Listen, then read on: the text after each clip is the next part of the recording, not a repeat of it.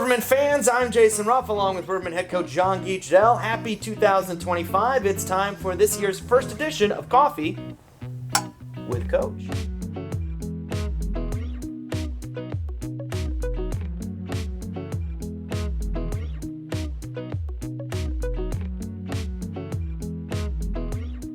That's a good Rivermen blend right there. That is a great Rivermen blend there.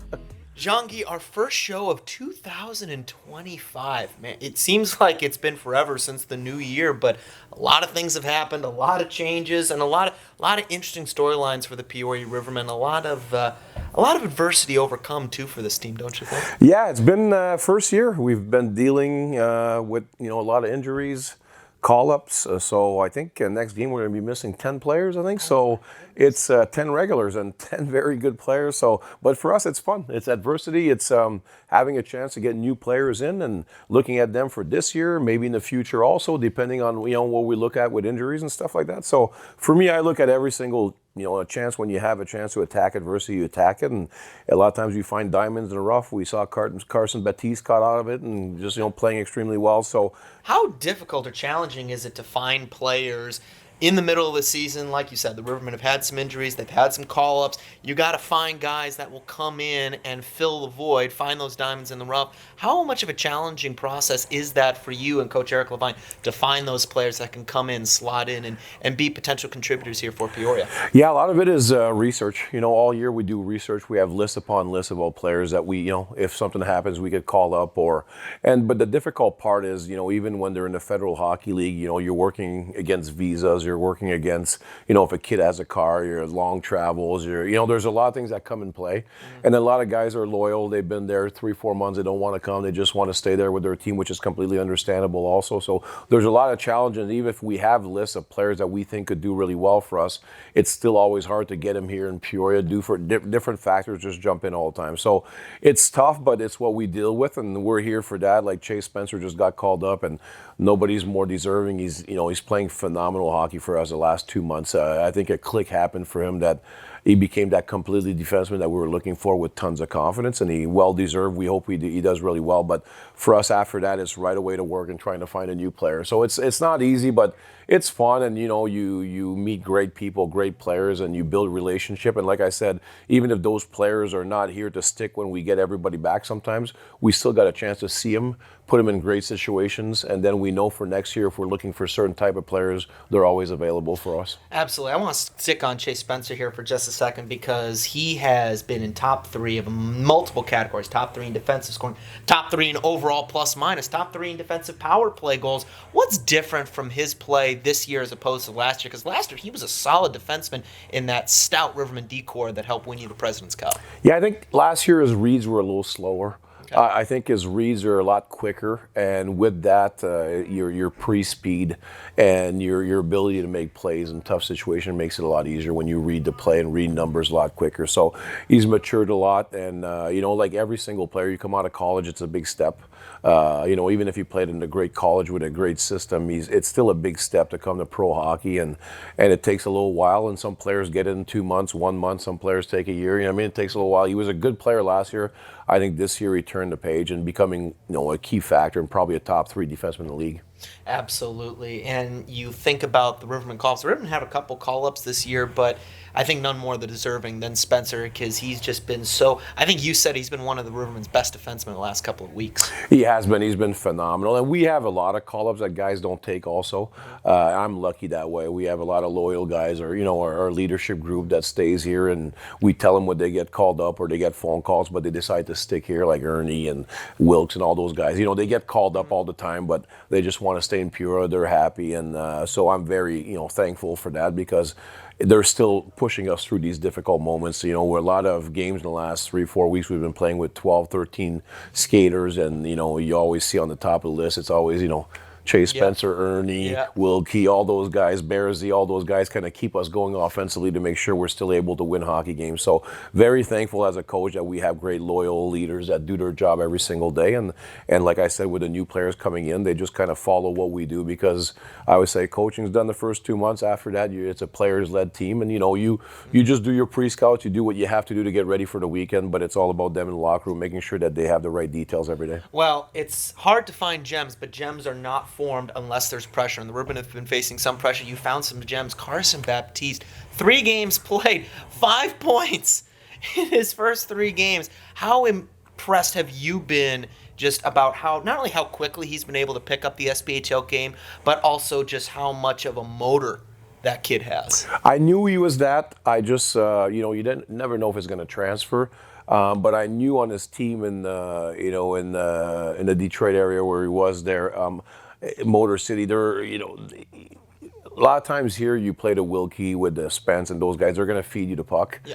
When you play at a lower level, you don't get those passes a lot of times. Like you take an example of his last, even his second goal with, Fornaris making a perfect saucer backdoor. Like he's not going to get those passes when you get at the high level. So I had a feeling his motor and the way he plays was going to transfer here. Mm-hmm. You still don't know, but I think he just does better playing with good players. But we got bad news today that he might be out for 2 weeks. He has, upper body injury, so he's another guy. So he's our 11th guy. 11th guy will be missing this weekend, but it is what it is. We brought in enough guys to have a full roster, and those guys are going to be put in great situation to succeed, and now it's up to them. Boy, Allison Beasley, Rivermen athletic trainer, has been kept really busy in the new calendar year. The worst part is she's sick the last week, and she's been more busy than ever. But it's, like I said, we found some players that we know in the long run could be really helpful, and that's what it's all about when you go after adversity. And then we're lucky also. So through that adversity, we still won a lot of games. Mm-hmm. So at 18-4. Even sometimes if you're going to lose a game here and there, but you have a chance to see players playing a lot of minutes in different situations, it's really helpful in the long run. Because for us in Peoria, the process, it's always about having the best team possible when we enter the playoffs. So we do transactions or moves sometimes that people might not understand, but there's a plan to it. There's always a process. We don't just do things to do things. There's a big process that we understand what we need at the end of the year, because we've had a lot of success over the past 4 or 5 years. So we know what's needed in the playoffs to be successful. I mean, you're only the winningest coach in SPHL history, both in regular season and the playoffs. I mean, there always has to be a plan. Right? Yeah, there's a plan, and there's a plan B and a plan C and a plan D. And but like the biggest thing is, again, we have our leadership group intact. Are they injured? Yeah, a few guys are injured, but that's okay. They're going to be back in the right time, and they're going to have plenty of reps to make sure we're ready for the playoffs. And we're excited. We're excited about the trade we just made. I know 2 guys are called up, but those are 2 big pieces, if they do come back, that are going to help our playoff roster extremely. So it's exciting for us. We, as much as we're missing 11 guys this weekend, we still have enough depth to go in there and think we're still going to win a hockey game in Huntsville. So for us, we're lucky, man, in Peoria. Very blessed as a coach to not only have a great assistant coach, but have our leadership group and a lot of good players that buy into what we do. In terms of just how much personnel changes you've had to make in this month alone, the last 4 weeks, where would you rank this part of the season compared to some of your other years when you've had to make personnel moves? Is it about average? Is it really up there? Or is it just... I had tough years. This is by far the toughest. Okay. I've never had at one point that I'm saying I'm missing 11 key players. Really? Never in my life. Like 11 key players on a roster of 16. It's tough. You know what I mean? So but again, some players we might not get back. Like Coburn's been there for a while. But if a lot of those players we think we're going to get back, in the next month or so. So it's been fun, but it's been a process, because a lot of those hours that you would rather just work on video or like individual video or doing what you have to do to help players, you're going to spend on the phone trying to find players and talking to coaches and doing your research. So it's fun, yet it's a challenging process, because we have such a culture of winning that you're always afraid. Even if you watch video and you feel like they look good on video, you never know if it's going to transfer. So it's fun, it's challenging, it's nerve-wracking, but when they're here, and they feel how we do things and stuff, it's usually they have a lot of success and it's fun. And practice is so important for you and the maintenance, I should say, of that championship culture. I remember you and I were talking a little bit before the Evansville game and just explaining how important getting those reps in practice and practicing all those little things that you're going to see 5, 6, 7, 8, 9, 10 times a game, like the breakouts, like the neutral zone, like how you're going to attack a power play or a penalty kill. That's why when the Rivermen play it so well out on the ice, okay, that's something that they've been practicing a lot lately. Yeah, and that's another challenge. I think, before today, we only had 2 practices in the last 3 weeks due to injuries, sickness, and everything else. And that's what a lot of times fans don't see. Even this week, we had 3 guys, with the flu. So we gave the guys a lot of days off because we've been playing a lot of our games with 12 to 14 skaters and, bumps, bruises, sickness.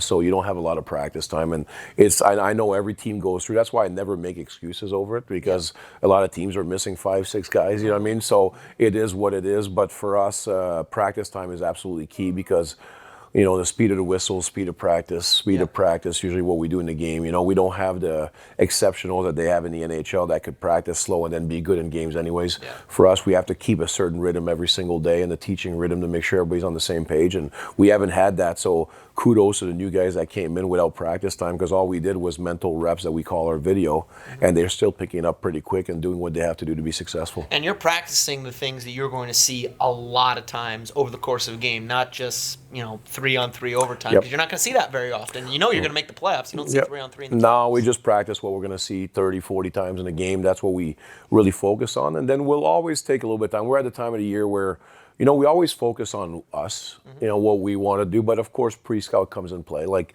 we understand in Huntsville, like, who's running a power play, who it goes through. So our triggers are going to be different against different teams. So just little things, but it's always a lot of what we do is focusing on what we want to do. Because when we do it right, it's like I always say, it's easy to pre-scout a good team like Huntsville, because their coaches, the same thing, like, they're really detailed, but the details they do, it's every day because they think they can beat us with those details.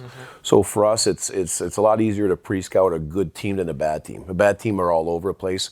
A good team, it's easy to pre-scout, but they do it so well that they can still beat you with it. Right. So even if you take it away. So it's a fun challenge, but for us right now, we're happy we had practice today. We have practice tomorrow to get ready for a great Huntsville team. And when you talk about those practices, the speed, the intensity, how much of your leadership core plays a part in keeping those practices up, tempo? Well, I think it starts to be in the air. We just, our leaders know, and they keep it up to tempo all the time. But it's also making sure that everybody knows, like, soon as there's a little lack of effort, speed, intelligence, like, you blow the whistle right away and you make them understand really quick that it's not the way it goes. And I'd rather have a 40-minute practice all out than an hour and a half practice slow. I don't believe in slow. I don't believe in anything slow. I don't believe the brain should be slow. I don't believe. So when we're on the ice, it's because we feel enough as coaches that our team is fresh enough to go all out. You know what I mean? And when you're able to go all out, you go all out to make sure that when we transfer to games, I always say you go so hard in practice that the games become easy, and that's kind of our mentality here in Peoria. I want to talk to you a little bit about your 2 co-players of the week. Your captain, Alec Baer, who had 11 points in 3 games, and of course, Jordan Ernst, who tied an SPHL record, 5 goals. That's right, 5 goals in a single game. First player in this league to do that since 2017. Did you have any idea how impactful Ernst's performance was going to be by the time you got out of the first period? Because the Rivermen gave up 2 goals in the first 5.5 minutes. We're down at 1.3-0. Then Ernst goes and scores 2 quick ones, that were rocket shots, by the by. And then the Rivermen go into that locker room down 3-2, if I recall. Did you have any indication that, Jordan Ernst is going to take over this game? No, but I knew on the bench he spoke up, like, it's not good enough, and he went out and scored the first goal. And my leaders, I'm hard on them, but at the same time, I mean, we had a big saying here, we want to show up 90% of the games. If you show up and play hard and with intelligence 90% of the game, it's a good year.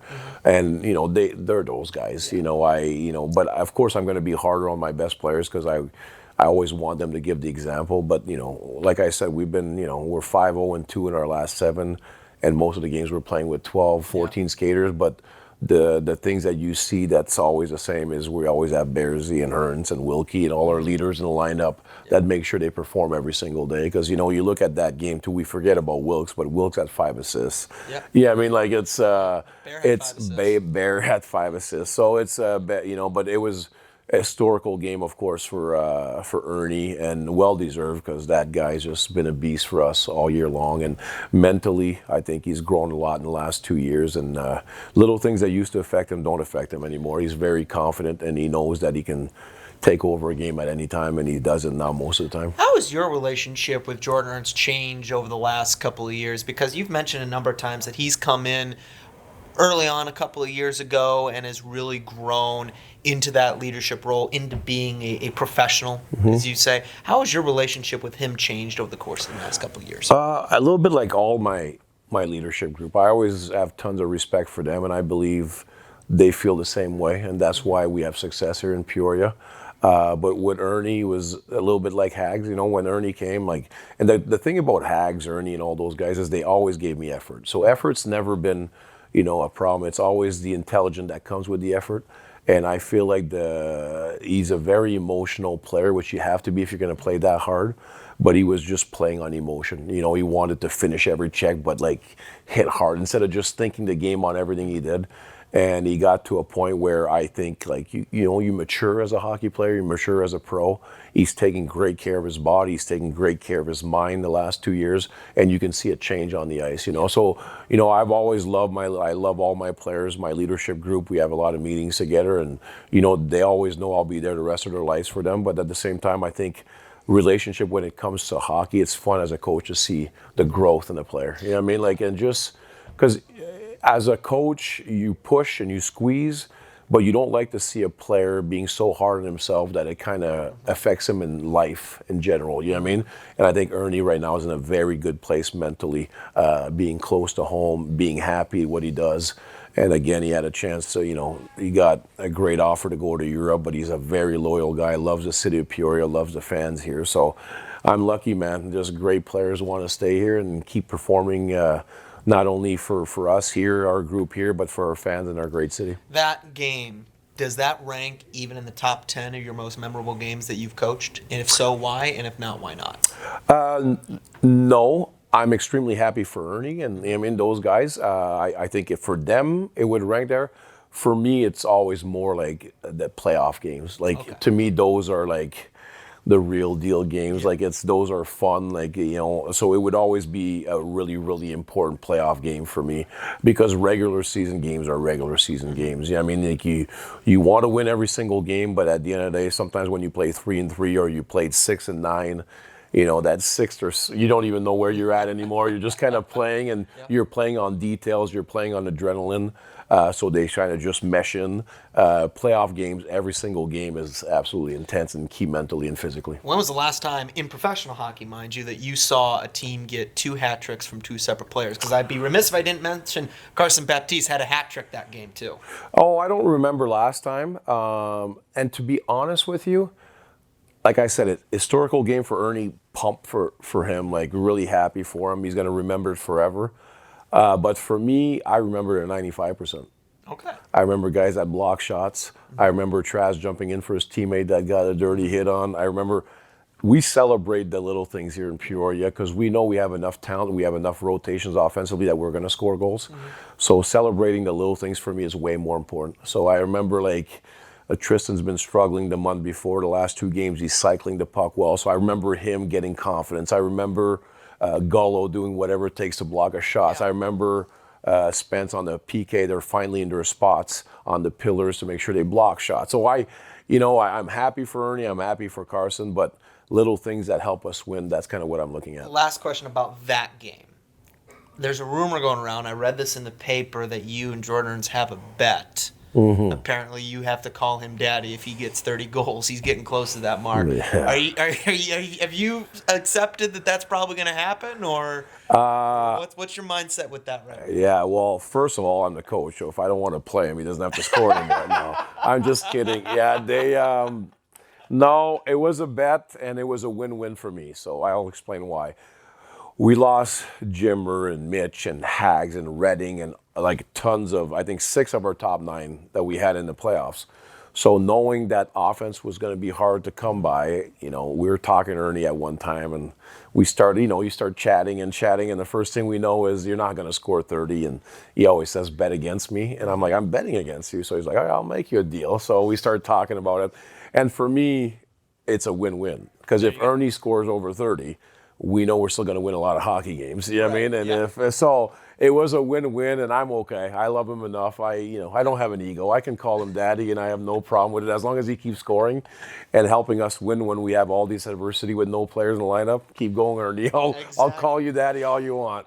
Well, you said it a couple episodes ago that I think one of the keys of being a transformational leader versus a transactional leader is being able to check that ego as a coach, check that ego at the door, and put your energies and said ego towards the greater good and the greater team victory. Yeah, man, that's the thing with me. It's like it's never been about me or Levy. Like, we know what we're doing. Like, it's about all the players. Like, we don't have an ego. Like, we'll do whatever it takes for a player to be successful. And like I said, for me, it's just about I want to win for the city of Peoria. I want to make sure they're proud of our hockey team, and I want to grow the sport in Peoria. I want it to become the biggest sport. I think championship help, and I think winning a lot of hockey games, fans want to come and see a winner. So for me, it's never been about the coaches. When you're done your career, you had an ego when you played. You had your applauses. You had your championships as a player. Once you become a coach, it's all about the team. It's all about individually every single player making them the best version of themselves, and as a team making sure we're connected not only on the ice but off the ice. I'd be remiss if I didn't mention your captain, Alec Baer. He's 1 point away from the league lead in overall scoring. Are we starting to see a bit more of a consistent offensive output from the Rivermen captain? Yeah. We are. And he knows, we talk to him a lot. When he does 2 things in a game, you can see he's on his game. And he's been a lot more on his game than he's been off his game. But we're always hard on Bears because we know how good he is. So even last game in Evansville, that's, fans are going to say you're crazy. But he had 5 assists, but I thought he played average. Because he didn't attack as much as he used to. Yeah, I mean, I thought the Tuesday game and the Friday was phenomenal. I thought the Saturday game for Alec Baer, he had a good game. But we expect so much. He's our captain. He's the best player in the league. And when he does 2 things, we know he's in the game. And that game, we felt like he was a little bit more on the outside. But then we let the big dog eat with one-timers. And, he still finished with 5 points. So it's pretty hard as a coach to be mad at him when you finish with 5 points. So, no, we know what we have. And like I said, very proud of Bearsy. It's not an easy spot because for him, taking the captaincy it's pretty much a lose-lose. It's hard because you won 2 championships in 3 years. Hags was a legend. Yeah, I mean, it's hard, but man, the transformation, like I'd say the last month and a half, he's grown a lot. Yeah. I mean, I think you could see he felt a little bit pressure at the beginning. Now he's just kind of fitting in his role, and he understands also with Ernie and Wilkes and all the guys around him that he doesn't have to take all the pressure. He's got a great leadership group with him, and he's doing extremely well, and we're proud of him. Not only are you following up from a legend in Alec Hagman, you're following up from arguably the best weekend that Hagman ever had in his career to help bring a President's Cup here to Peoria. So I mean, who wouldn't feel pressure in that scenario? Exactly. Like that's what I always say about Hags. Like I love Hags to death, but everybody remember Hags of the last 5 years. Yes. I've met Hags the first 4 years of his career where he was young and a little dumb, and not the Hags that became the legend that he should have been because he put in a lot of work. But yeah, Bearsy, it's hard. You come into a role, and even when he accepted it, we try to explain it's going to be tough. But I think now, in Peoria, we know we have pressure. We're 18-4, and fans are still like upset sometimes. You know what I mean? And you're like, okay, I don't know what else we can do, but it is what it is. But like you come in being here, I remember we were 7-3, and it was hard, and the fans weren't happy. And like as a new captain, knowing all the success we had, I'm sure he felt the pressure. But now, like I said, it's just smooth sailing. The team is going well, even though we have our adversity, and he's playing extremely well. And he's, I think he feels a bigger part now because he knows. I gave it to him a few times this year, just like I did to Hags. Like if you have a C on your chest, you have to show up and you have to lead by example every single day, and he's doing it really, really well right now. Guy, see cheers, buddy. See you, big guy. Good trip. For Jean-Guy Trudel, I'm Jason Ruff. This has been Coffee with Coach, presented by CXT Roasting.